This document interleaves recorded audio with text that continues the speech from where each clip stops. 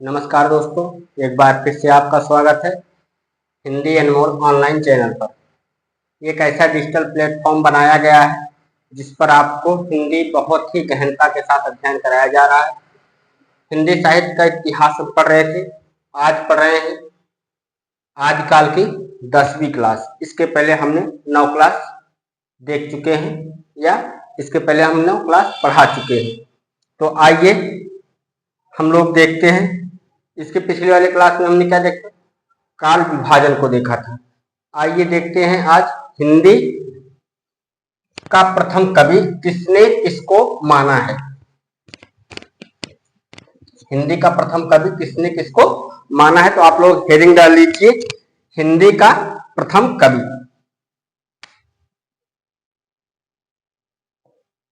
हिंदी का प्रथम कवि।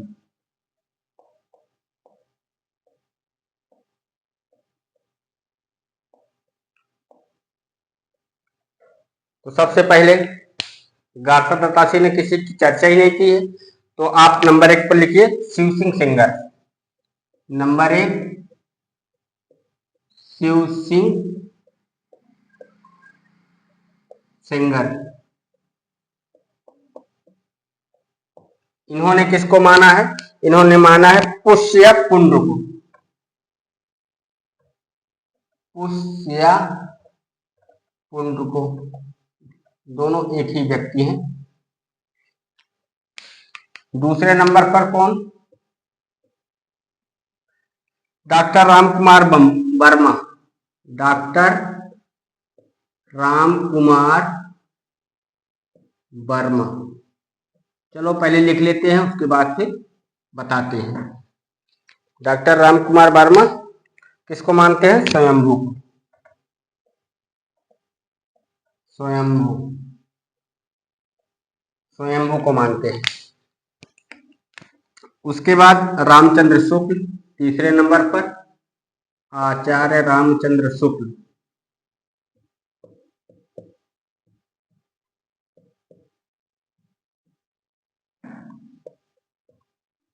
ये किसको मानते हैं? ये मानते हैं मुंज को या भोज। मुंज या भोज। उसके बाद चंद्रधर शर्मा गुलेरी। चंद्रधर शर्मा गुलेरी।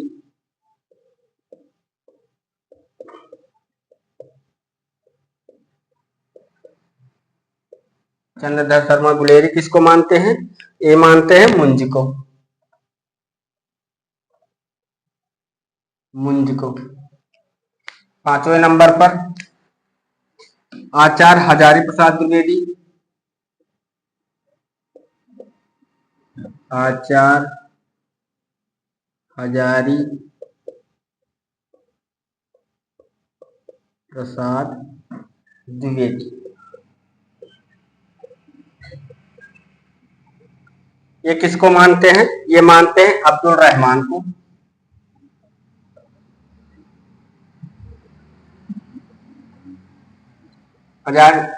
आचार्य हजारी प्रसाद द्विवेदी किसको मानते हैं? अब्दुल रहमान या आदहमान।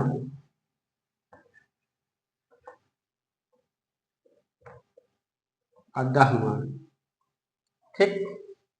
दोनों एक ही व्यक्ति हैं, जिसको ब्रैकेट में कर लीजिए।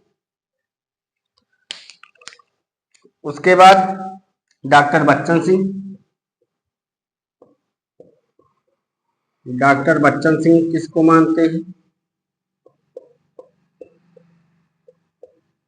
डॉक्टर बच्चन सिंह मानते हैं विद्यापति को। विद्यापति को मानते हैं। और गणपति चंद्रगुप्त किसको मानते हैं? गणपति चंद्रगुप्त किसको मानते हैं? शालिभद्र सूर्य को। गणपति चंद्र गुप्त किसको मानते हैं? शालिभद्र सूर्य को। शालिभद्र सूर्य को। और अगला नाम किसका आता है? अगला नाम आता है राहुल सांकृत्यायन को। राहुल सांकृत्यायन।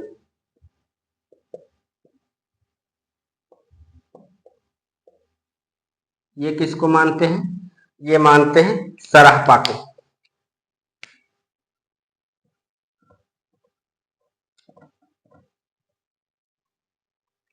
चलो ठीक, समझते हैं। जब हिंदी का प्रथम कवि के बारे में बात होती है तब सबसे पहले हमने किस रचना को खंगालना चालू करेंगे? घासीदास की रचना को, दलित्रोत्तर हिंदू हिंदुस्तानी को खंगालना चालू किया। तो उन्होंने किसी भी कवि को प्रथम नहीं माना है, इसलिए हमने उनको छोड़ दिया। उसके बाद फिर आते हैं शिव सिंह सेंगर। शिव सिंह सेंगर ने किसको माना है? पुष्य और कुंड को माना है। डॉक्टर राम कुमार वर्मा ने किसको माना? स्वयंभू को माना है। आचार्य रामचंद्र शुक्ल ने किसको माना है? मुंज और भोज को माना है। चंद्रधर शर्मा गुलेरी ने किसको माना है? मुंज को माना है। आचार्य हजारी प्रसाद द्विवेदी ने अब्दुल रहमान को माना है। और डॉक्टर बच्चन ने किसको? विद्यापति को। और गणपति चंद्र गुप्त ने किसको माना है? शालिभद्र फूल को। और राहुल सांकृत्यायन ने किसको माना है? सरापा को माना है। और ये अगर आपसे ये पूछा जाए हिंदी का प्रथम कवि किसको माना जाता है तो आप किसको कहेंगे? सरापा को मानेंगे। ये सर्वमान्य मत है, सर्वमान्य मत। जिस अगर आपसे ये पूछा जाए हिंदी के प्रथम कवि कौन है तो आप लोग क्या बताएंगे? सरापा। जब ये ना पूछा जाए आपसे कि आचार्य रामचंद्र शुक्ल के अनुसार कौन है, अगर ये नहीं पूछा जा रहा है तब आप हिंदी का प्रथम कवि किसको बताएंगे? सरापा को ही बताएंगे, क्योंकि ये सर्वमान्य मत है। और हिंदी के प्रथम कवि कौन माने जाते हैं? सरापा माने जाते हैं। आप लोग नोट डाउन कर लीजिए, फिर बढ़ते हम लोग आगे।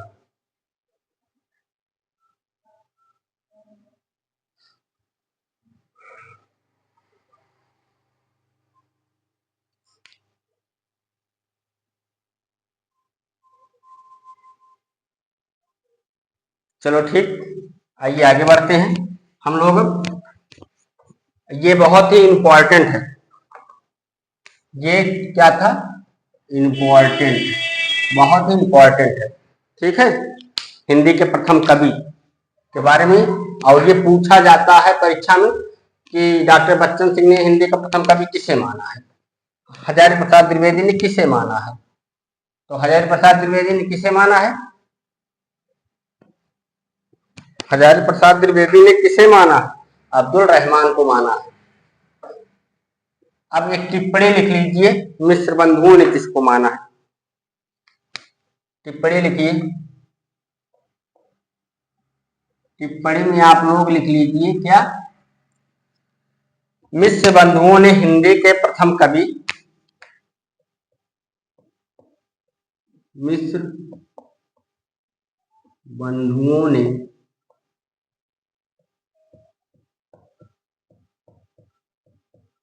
हिंदी के प्रथम कवि के बारे में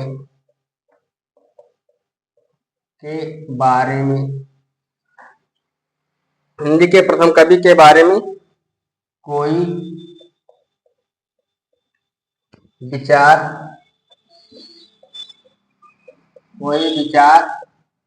नहीं किया है।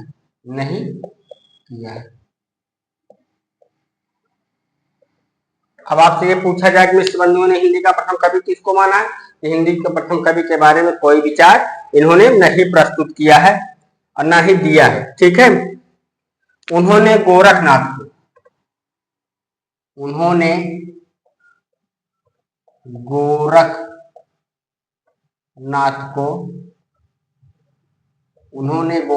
को हिंदी का प्रथम गद्यकार माना है। हिंदी का प्रथम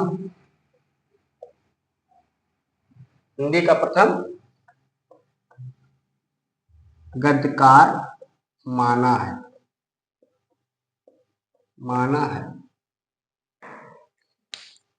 अब आपसे क्वेश्चन यहां से पूछेगा मिश्र बंधुओं ने हिंदी का प्रथम गद्यकार किसको माना है? गोरखनाथ। प्रथम कवि के बारे में कोई चर्चा नहीं की है।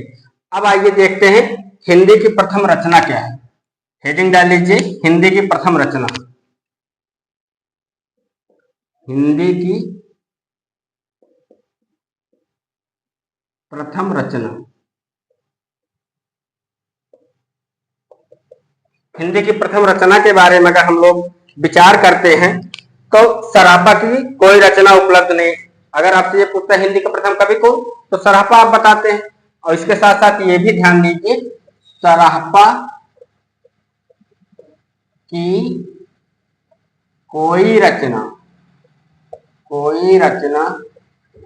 उपलब्ध न होने के कारण, उपलब्ध न होने के कारण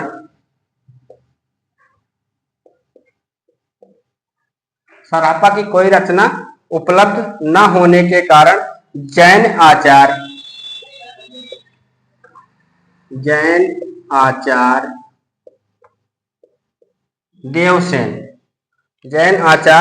देवसेन द्वारा रचित, किसकी रचना? देवसेन द्वारा रचित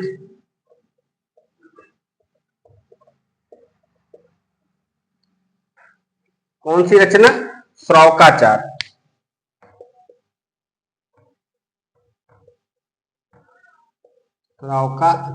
इसका रचना काल कब है? 1933 ईस्वी, 933 ईस्वी।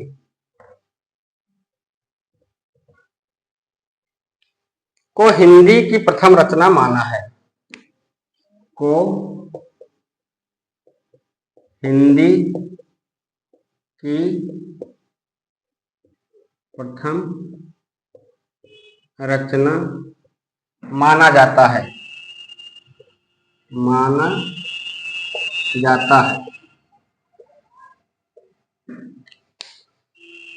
अगर अब आपसे ये पूछे हिंदी की प्रथम रचना कौन, तो सराफा तो पहले कवि हो गए, लेकिन इनकी कोई रचना उपलब्ध न होने के कारण किसकी रचना को प्रथम माना जा रहा है? जैन आचार्य देवसेन द्वारा रचित श्रौकाचार। कौन सी रचना?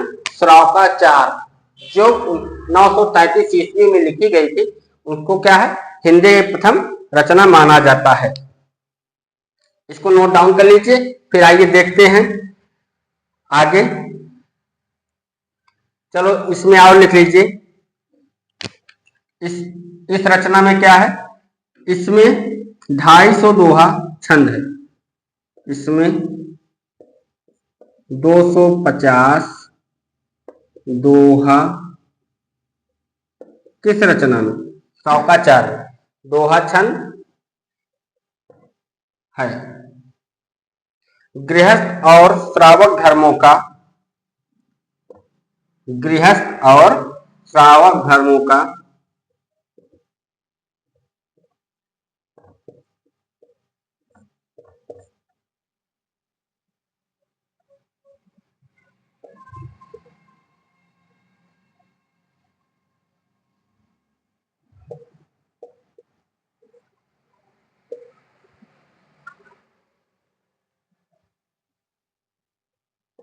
वर्णन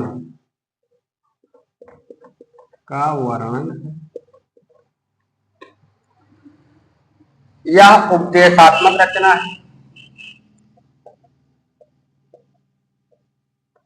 यह उपदेशात्मक रचना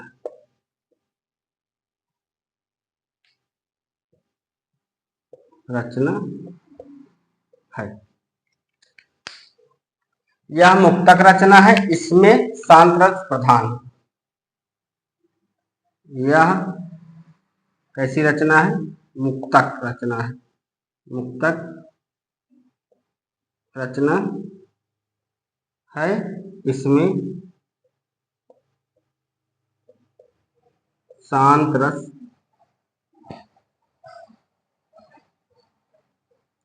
प्रधान। नोट डाउन कर लीजिए, फिर बढ़ते हैं आगे।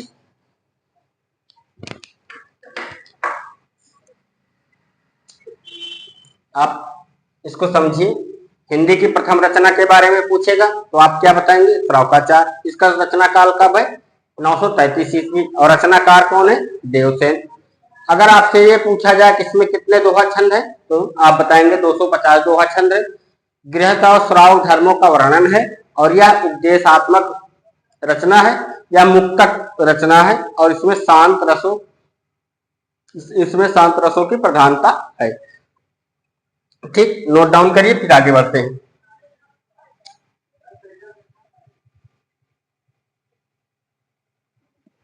चलो ठीक दोस्तों, आइए अब हम लोग देखते हैं आदिकाल की समय सीमा।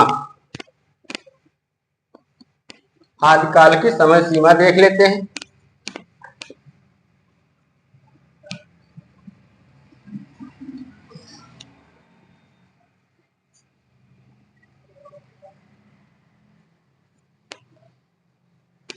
जो पॉइंट आज दिखाया जा रहा है बहुत ही उपयोगी पॉइंट है। एक भी पॉइंट आप लोग मिस मत करिएगा, सारे बहुत ध्यान पूर्वक नोट डाउन करिएगा अपने नोटबुक में, क्योंकि यहां से प्रश्न पूछा जाता है। आइए देखते हैं आदिकाल की समय सीमा। आदिकाल की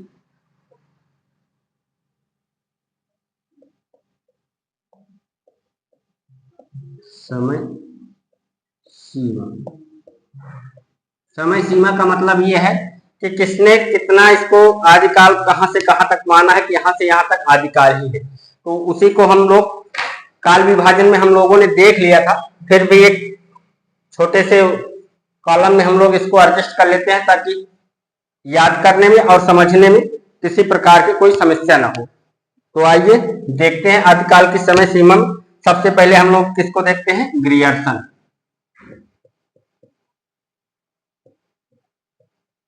सबसे पहले हम लोग किसको देख रहे हैं? ग्रियर्सन। इन्होंने कितना माना है? 643 ईस्वी से। वहां अगर विक्रमी संवत में करवाया होगा तो वहां आप 57 माइनस करेंगे तो आपको ईस्वी मिल जाएगा। 643 ईस्वी से 1400 ईस्वी तक इन्होंने माना, ग्रियर्सन ने। उसके बाद मिश्र बंधुओं ने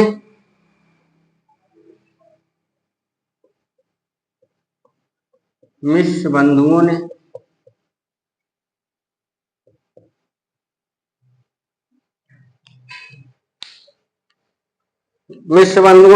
विक्रमी संवत में माना है। तो क्या माना है? विक्रमी संवत में माना तो क्या माना है? 760 से 760 से 1300 तक, 1300 और 750 से माना, सॉरी 750 से 1444 तक माना है। 750 से 1444 तक माना है इसको मिश्र बंधुओं।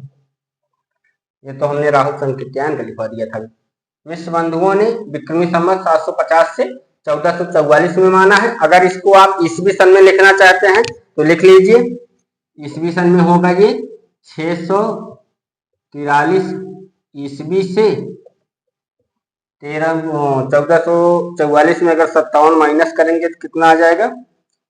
1387 ईस्वी तक। ठीक, इसके बाद आप लोग अगला नाम लिखिए राहुल संकीर्तन का। 3 नंबर पे लिखिए राहुल संकीर्तन। ये बार बार आ रहे हैं तो इन्हीं को पहले लिख दे रहे हैं। राहुल संकीर्तन इन्होंने कब माना है? 760 से 1300 ईस्वी तक। 760 ईस्वी से 1300 ईस्वी तक। ठीक, इसके बाद फिर 4 नंबर पर आप लोग लिखिए रामचंद्र शुक्ल, जो बहुत ही महत्वपूर्ण है। इनका तो आप लोगों को याद ही हो गया होगा। रामचंद्र शुक्ल इन्होंने कब से कब तक माना है? एक विक्रमी संवत 1050 से माना है ना। विक्रमी संवत 1050 से कितना? 1050 से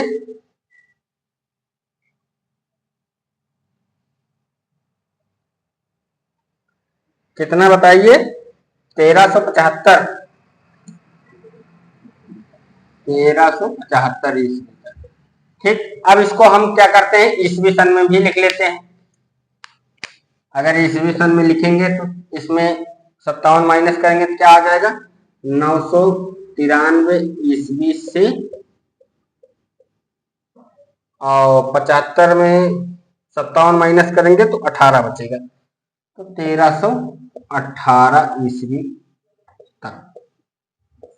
ठीक, ये हो गया रामचंद्र शुक्ल। इसके बाद फिर रमाशंकर शुक्ल रसाल 5 नंबर पर लिखिए।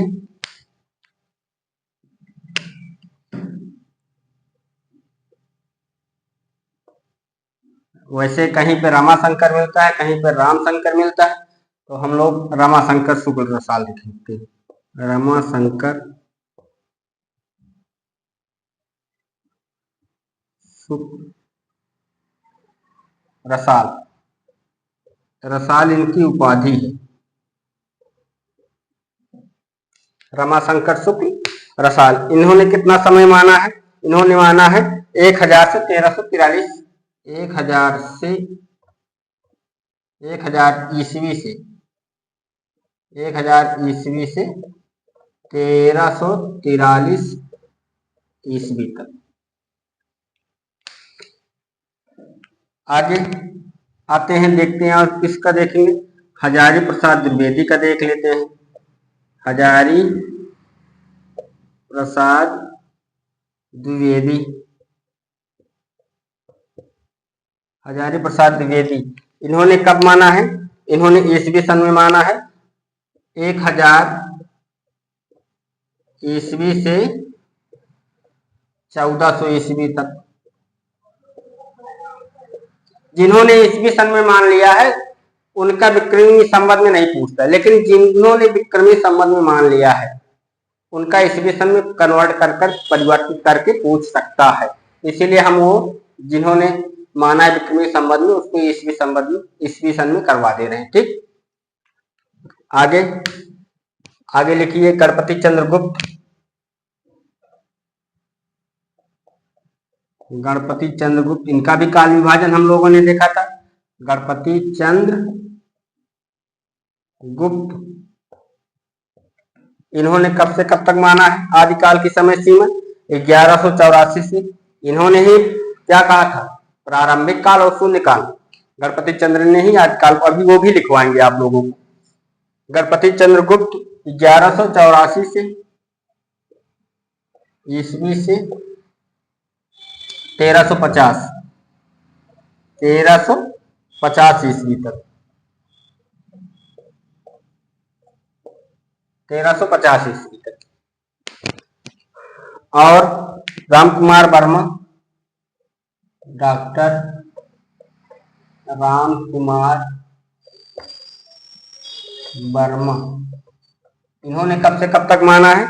इन्होंने माना है 750 से विक्रमी संवत 750 से कब तक? 1000 तक, विक्रमी संवत 1000 तक। अब आप लोग इसको ईस्वी सन में बदल लेना। ठीक, आप लोग नोट डाउन कर लीजिए, फिर आगे बढ़ते हैं हम लोग।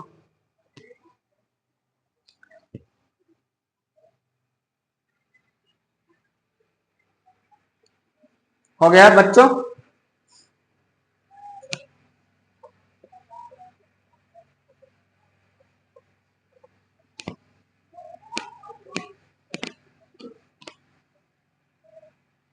ये हो गया आदिकाल की समय सीमा। अब आइए देखते हैं आदिकाल का नामकरण किसने क्या नाम दिया। ये भी इसी समय देख लिया जाए। आदिकाल का नामकरण, आदिकाल का नामकरण। चलो सबसे पहले देखते हैं मिश्र बंधु, नंबर 1 पे लिखिए मिश्र बंधु। मिश्र बंधुओं ने क्या नाम दिया था? आरंभिक काल या आरंभिक काल, आरंभिक काल, आरंभिक काल दिया था, कुछ और दिया था? सर आरंभिक काल ही दिए। दूसरे नंबर पे कौन है? गणपति चंद्रगुप्त।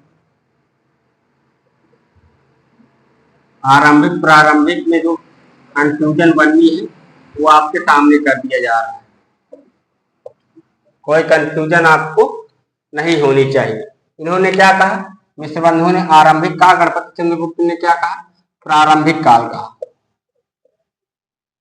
क्या कहा? प्रारंभिक काल। और इन्होंने और एक नाम दिया था क्या? शून्य काल। ये यहीं पर दोनों लोग ढेर हो गए। आइए तीसरे नंबर पर किसको देखा जाए? देखा जाए रामचंद्र शुक्ल। रामचंद्र शुक्ल को देखते हैं। रामचंद्र शुक्ल को देखते हैं। इन्होंने क्या कहा है? इन्होंने कहा था वीरगाथा काल, दो नाम दिया था ना, वीरगाथा काल, और क्या कहा था?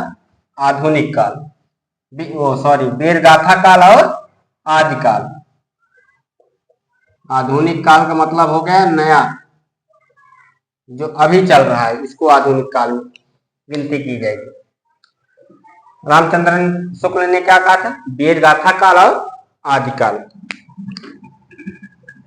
4 नंबर पर किसको देखते हैं हम लोग? महावीर प्रसाद द्विवेदी। महावीर प्रसाद द्विवेदी। इन्होंने क्या कहा है? बीजवपन काल कहा है। इन्होंने क्या कहा? बीजवपन काल, काल। डॉक्टर राम कुमार वर्मा।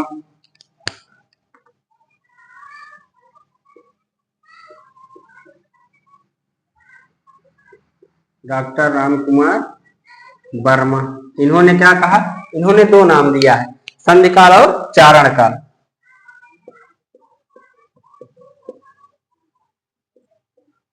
संधिकाल और दूसरा चारण काल। आदिकाल को ही संधिकाल और चारण काल दोनों बोला है, ठीक है? संधिकाल, चारण काल। अगला नाम क्या है? अगला नाम है 6 नंबर पर डॉक्टर राम कुमार वर्मा हो गए। राहुल सांस्कृत्यायन, राहुल सांस्कृत्यायन।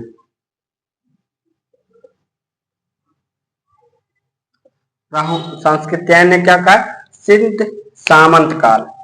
क्या कहा? सिद्ध सामंत काल।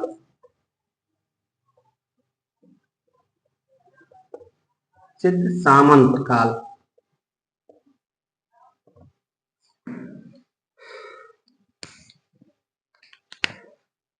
आगे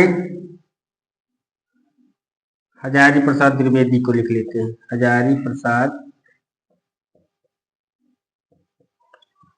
द्विवेदी। इन्होंने क्या कहा है? इन्होंने कहा है, हजारी प्रसाद द्विवेदी ने आदिकाल कहा है।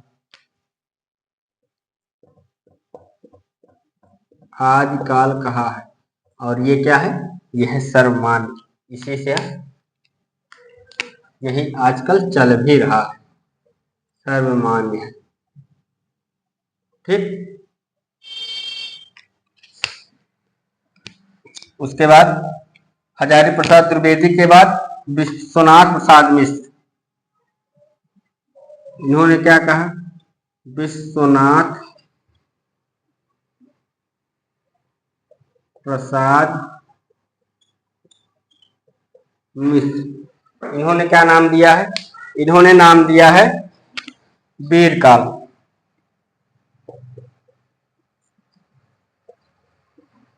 वीरकाल। और अगला 9 नंबर पर रमाशंकर शुक्ल रसाल। कहीं पर रामशंकर मिलेगा, कहीं पर रमाशंकर मिलेगा। जितनी बार आएगा नाम मैं उतनी बार बताऊंगा। अब की बार मैं लिखवा देता हूं रामशंकर शुक्ल रसाल। रामशंकर शुक्ल रसाल। रामशंकर शुक्ल रसाल। इन्होंने क्या कहा है? इन्होंने कहा जय काव्य काल। जय काव्य काल। इतना नोट डाउन कर लीजिए, फिर आगे बढ़ते हैं। पहले एक बार आप लोग समझ लीजिए। आदिकाल का नामकरण देख रहे हैं। आदिकाल के नामकरण में सबसे पहले हमने किसको देखा? मिश्र बंधुओं ने क्या कहा है? आरंभिक काल कहा है। उसके बाद गणपति चंद्र गुप्त को देखा। इन्होंने क्या कहा? प्रारंभिक काल और शून्यकाल दोनों नाम दिया है। किसने? गणपति चंद्र गुप्त ने। और उसके बाद रामचंद्र शुक्ल वीर गाथा काल भी कहा है और आदिकाल भी कहा है। ये आप लोग काल विभाजन में देख ही चुके हैं। महावीर प्रसाद द्विवेदी बीज वपन काल कहते हैं। डॉक्टर राम कुमार वर्मा संधि काल चारण काल कहते हैं। राहुल संस्कृत्यायन सिद्ध सावंत काल कहते हैं। हजारी प्रसाद द्विवेदी आदिकाल कहते हैं। यही आदिकाल सर्वमान्य भी है। विश्वनाथ प्रसाद मिश्र भील काल कहते हैं। रामाशंकर शुक्ल रसाल क्या कहते हैं? जय काव्य काल। आप लोग नोट डाउन कर लीजिए, फिर आगे बढ़ते हैं। हम लोग इधर लिखते हैं। चलो उधर आप नोट डाउन करते रहिए, हम इधर आगे बढ़ते हैं।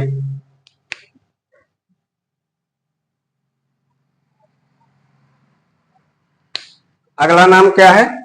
अगला नाम आ जाएगा डॉक्टर बच्चन सिंह, धीरेन्द्र वर्मा और गुलेरी। डॉक्टर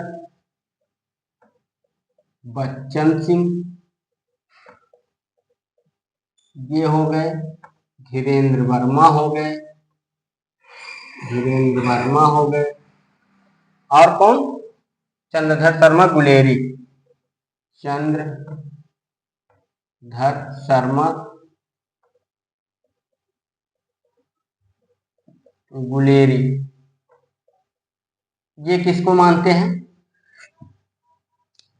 ये मानते हैं अभ्रंश काल। या क्या नाम दिए हैं? अभ्रंश काल। लिख लीजिए, ये किसको मानते हैं? अभ्रंश काल मानते हैं। अभ्रंश काल कहते हैं। आदिकाल को क्या कहते हैं? अभ्रंश काल कहते हैं। और ये हो गए 10 नंबर पर। ठीक। अब 11 नंबर पर देखिए। 11 नंबर पर आप लिख लीजिए ग्रियर्सन को। ग्रियर्सन ये क्या कहते हैं? ये कहते हैं चारण काल। आदिकाल को क्या कहते हैं? चारण काल। चारण काल। और अगला नाम क्या है? पृथ्वीनाथ कमल कुलश्रेष्ठ। पृथ्वीनाथ कमल कुलश्रेष्ठ। कुलश्रेष्ठ इनकी उपाधि है। कुलश्रेष्ठ।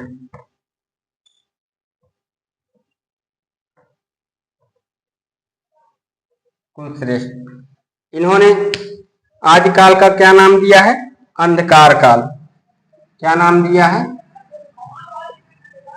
अंधकार काल। अंधकार काल। ठीक।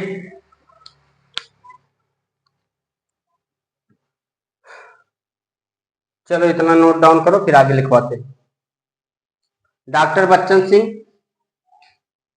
और धीरेन्द्र वर्मा और चंद्रधर शर्मा गुलेरी की क्या नाम दिए हैं? अपभ्रंश काल, अपभ्रंश, अपभ्रंश काल।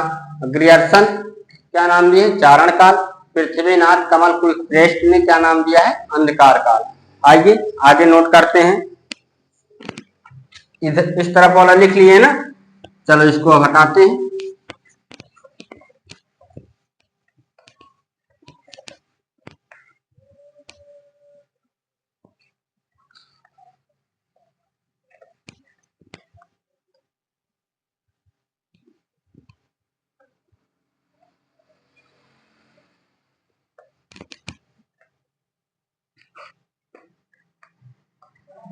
नामकरण से भी पूछा जा सकता है क्वेश्चन, और ये इम्पोर्टेंट भी।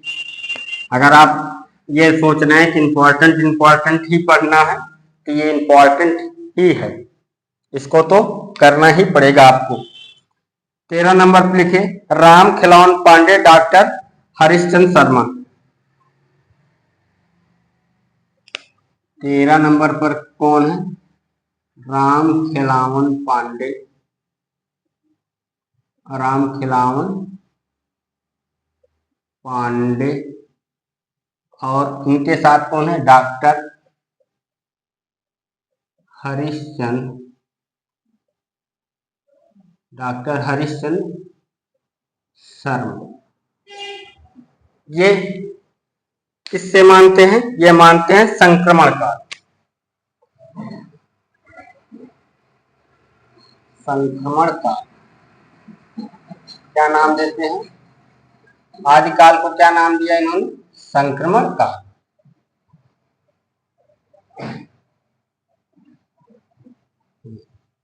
आदिकाल को क्या नाम दिया? संक्रमण काल। किसने दिए? राम खिलावन पांडे और डॉक्टर हरिश्चंद्र शर्मा ने। आइए अगला नाम देखते हैं, मोहन अवस्थी व सुमन राजे। 13 नंबर हो गया। 14 नंबर मोहन अवस्थी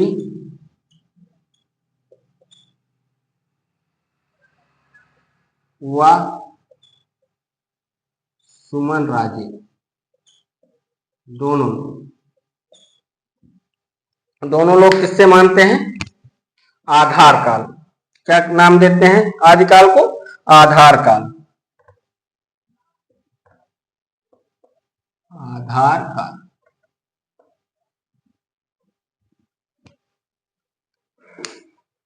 और उसके बाद 14 नंबर हो गया। 15 नंबर पर लिखिए श्याम सुंदर दास,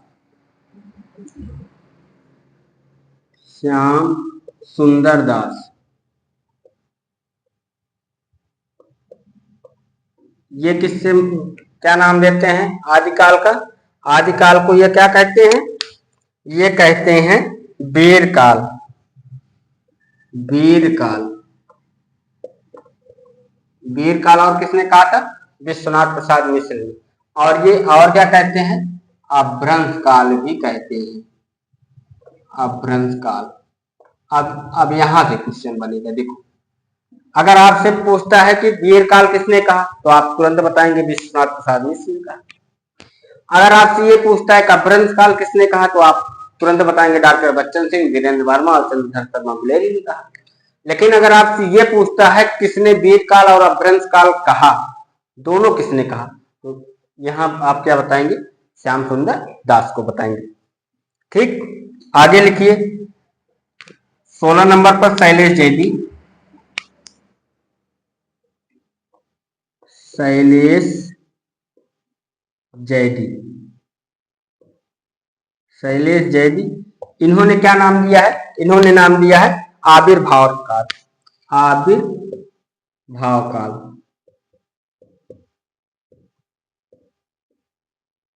काल। ये यहां पे नहीं रहेगा, ये यहां पे रहेगा, आविर्भाव काल। उसके बाद 17 नंबर पर राम प्रसाद मिश्र, ये क्या मानते हैं? राम प्रसाद मिश्र। इन्होंने क्या नाम दिया है? इन्होंने नाम दिया है संक्रांति काल।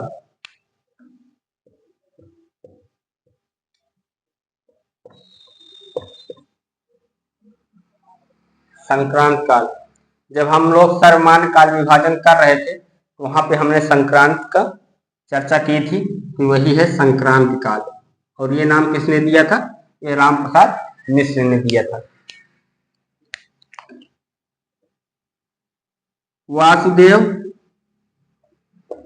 वासुदेव सिंह, इन्होंने क्या नाम दिया है, क्या कहा है?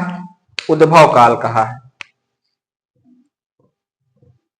उद्भव काल कहा, ठीक। आदिकाल को क्या कहा? उद्भव काल कहा। उसके बाद और कौन है? डॉक्टर शंभुनाथ सिंह।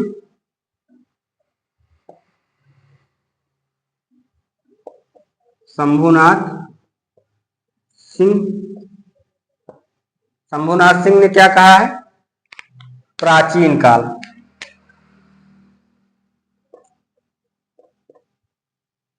प्राचीन काल, बस पर्याप्त है, इतना बहुत। एक और लिख लीजिए, एक की जगह है एक और लिख लीजिए आप। डॉक्टर हरीश। उत्तर अभ्रंश काल, कभी पूछा नहीं गया है फिर भी। उत्तर अभ्रंश काल, बस ठीक है, इतना नोट डाउन कर लीजिए आप लोग। आदिकाल का नामकरण में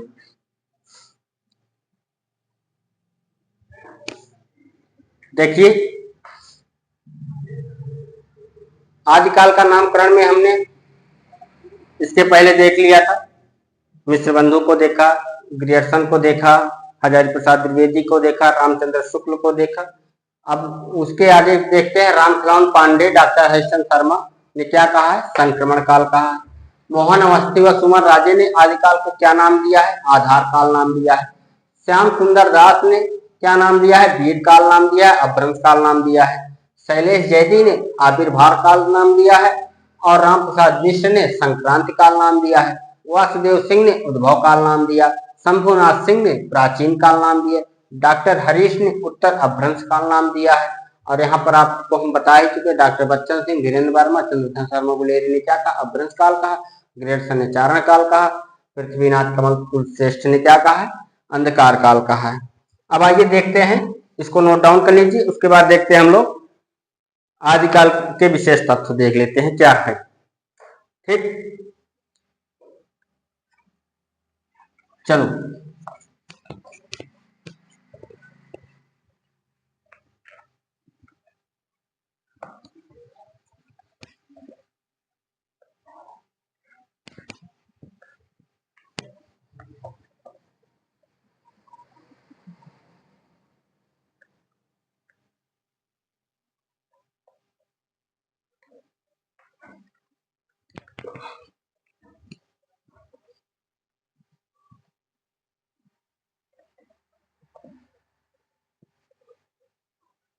हेडिंग डाल लीजिए, आदिकाल के विशेष तत्व। आदिकाल के विशेष तत्व।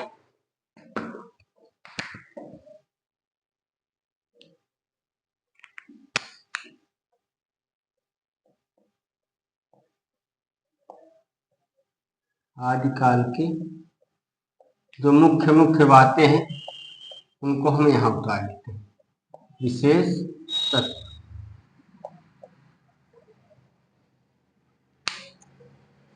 पहली मुख्य बात क्या है? हजारी प्रसाद द्विवेदी एवं डॉक्टर नागेंद्र के अनुसार, पहली बात, हजारी प्रसाद द्विवेदी और डॉक्टर नगेंद्र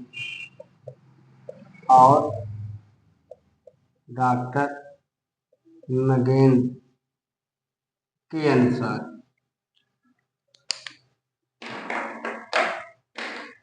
डॉक्टर नगेंद्र के अनुसार के अनुसार क्या?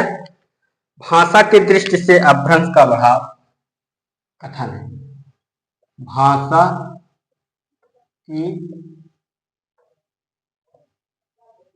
भाषा की दृष्टि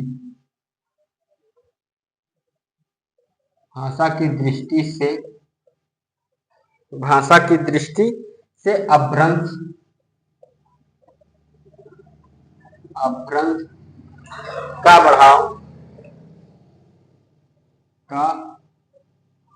बढ़ाव मतलब विकसित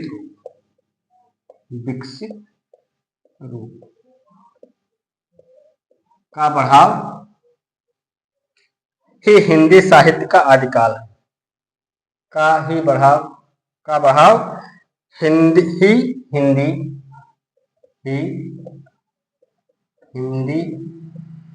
साहित्य हिंदी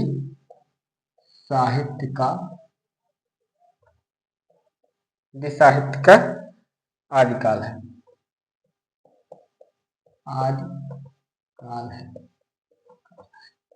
ये कथन दोनों लोगों ने कहा है, हजारी प्रसाद द्विवेदी और डॉक्टर नगेंद्र ने कहा है।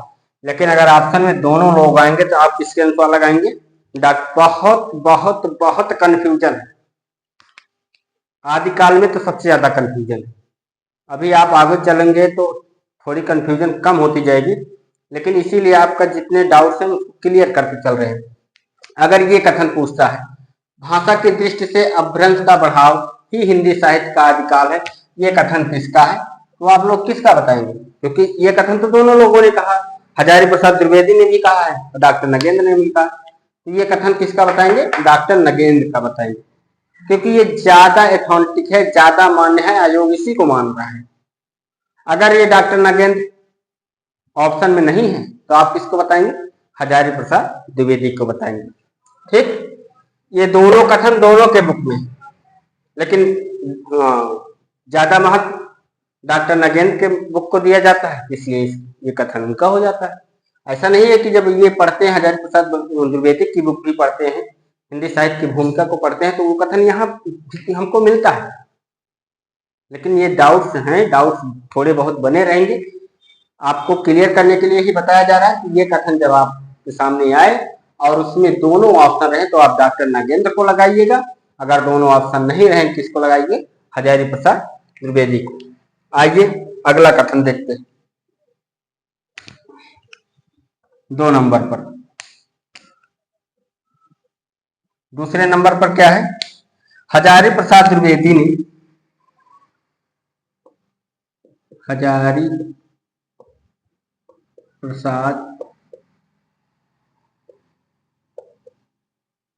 द्विवेदी ने आदिकाल को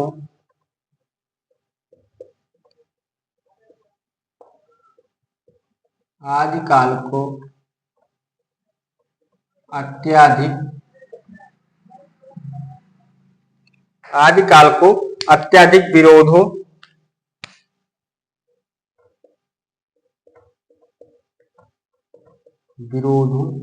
एवं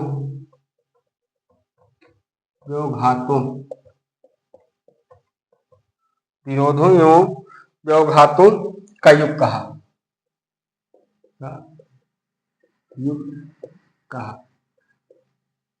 यहाँ कोई डाउट नहीं, ये कथन हर जगह डाउट नहीं, ये कथन हजारी प्रसाद द्विवेदी का ही है। आदिकाल को अत्यधिक विरोधों एवं व्योघातों का युग किसने कहा? हजारी प्रसाद द्विवेदी ने कहा। ठीक है, इसीलिए हमने एकदम स्पष्ट लिखवाया, हजारी प्रसाद द्विवेदी ने आदिकाल को अत्यधिक विरोधों एवं व्योघातों का युग कहा है। चाहे वन लाइनर समझ लीजिए, चाहे कथन समझ लीजिए, ये कथन ही है, हजारी प्रसाद द्विवेदी का कथन ही है। लेकिन अगर आप वन लाइनर के हिसाब से याद करना चाहते हैं तो वैसे भी इसको याद कर सकते हैं। आइए नंबर 3, तीसरी बात क्या है इसमें? आदिकाल को शुक्ल ने किसने? शुक्ल ने आदिकाल को शुक्ल। कौन शुक्ल? आचार्य रामचंद्र शुक्ल ने।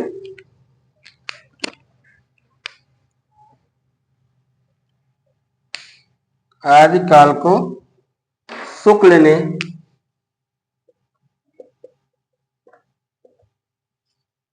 अब आपको समझ जी लगा दिए तो आप लोग समझ गए होंगे। अनिर्दिष्ट लोक प्रवृत्ति का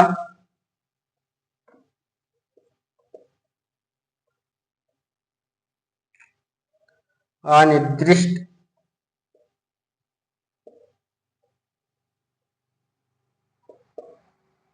लोक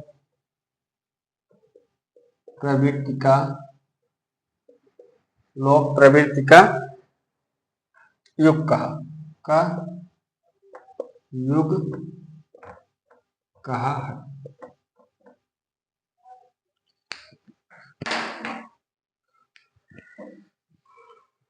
चौथी बात इसमें क्या है?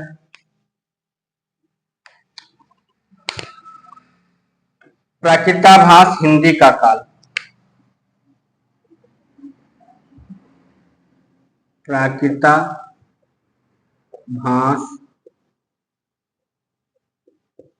हिंदी का काल। ये किसने कहा है? ये कहा है रामचंद्र शुक्ल ने। इसको भी आप लिख लीजिए। किसका कथन है? रामचंद्र शुक्ल का कथन है।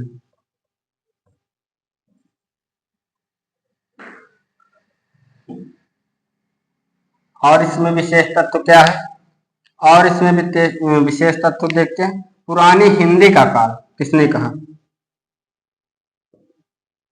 पुरानी हिंदी का काल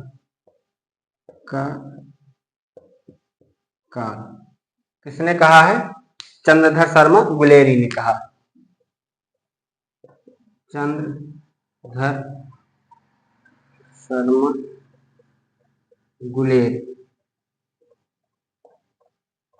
गुलेरी ने कहा। ठीक, इतना नोट डाउन कर लीजिए। उसके बाद फिर आगे बढ़ते हैं हम। हो गया? चलो और थोड़ा सा है लिखवा देते हैं। एक कथन दो और लिखवाते हैं बस।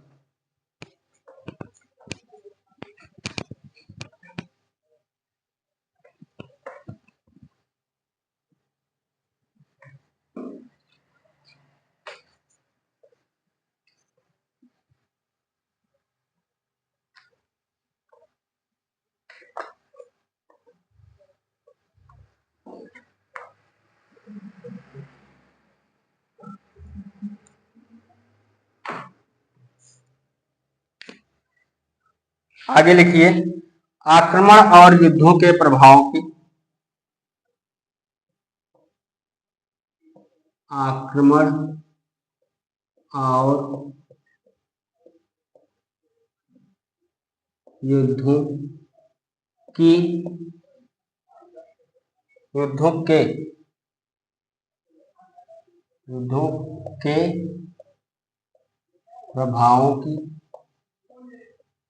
प्रभावों की मनः स्थितियों का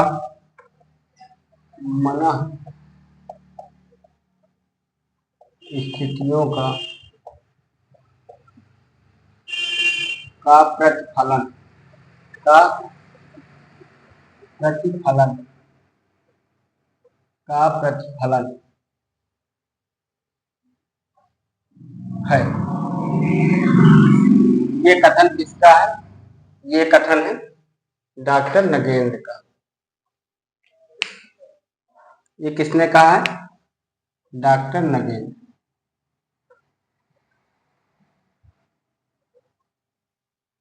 और आगे लिखिए। आदिकाल का समय, ये हो गया, ये हो गया।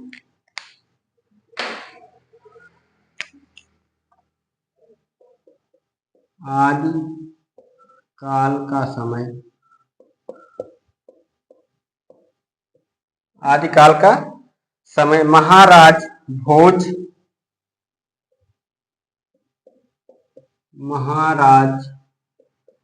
भोज के समय, महाराज भोज के समय से लेकर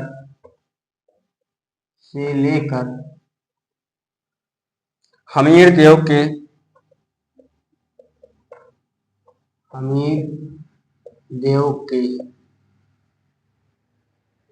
समय से कुछ पीछे तक माना जाता है, कुछ पीछे तक माना जाता है। ये कथन किसका है? ये कथन है रामचंद्र शुक्ल का। रामचंद्र शुक्ल का कथन। ये हो गई आदिकाल की विशेष से बातें। अब आइए हम लोग शुरू करते हैं आदिकालीन साहित्य काव्य धारा। आइए हेडिंग डालते हैं,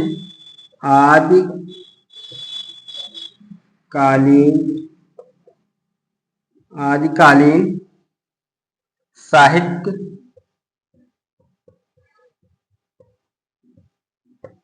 काव्य धाराएं।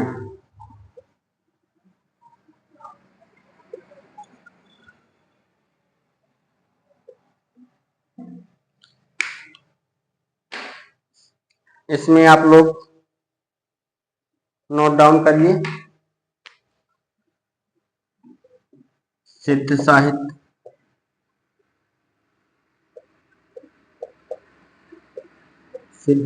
है। और क्या है? नाथ साहित्य है। इस धारा में क्या है? नाथ साहित्य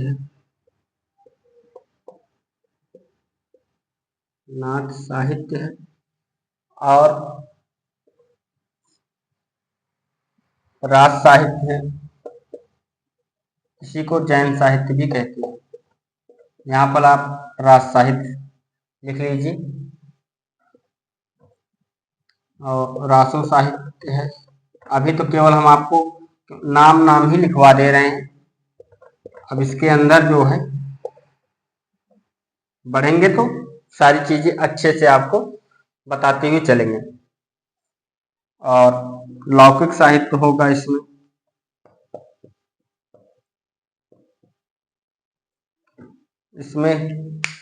क्या है? लौकिक साहित्य भी है।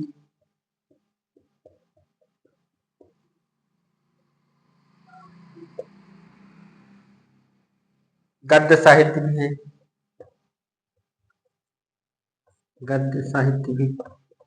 ये सारी चीजें हम लोग देखते हुए आगे बढ़ेंगे।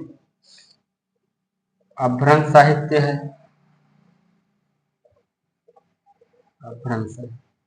ये सब चीजें हम लोगों को पढ़नी है। ठीक। आदिकालीन साहित्य का धारा के अंतर्गत हमको क्या पढ़ना है? सिद्ध साहित्य पढ़ना है, नाथ साहित्य पढ़ना है, रास साहित्य पढ़ना है, रासो साहित्य पढ़ना है, लौकिक साहित्य पढ़ना है, और गद्य साहित्य पढ़ना है, और अभ्रंश साहित्य पढ़ना है। तो बच्चों, बस आज की क्लास यहीं पर समाप्त होती है। हम फिर मिलते हैं आगे की क्लास में। तब तक के लिए नमस्कार दोस्तों, जय हिंद।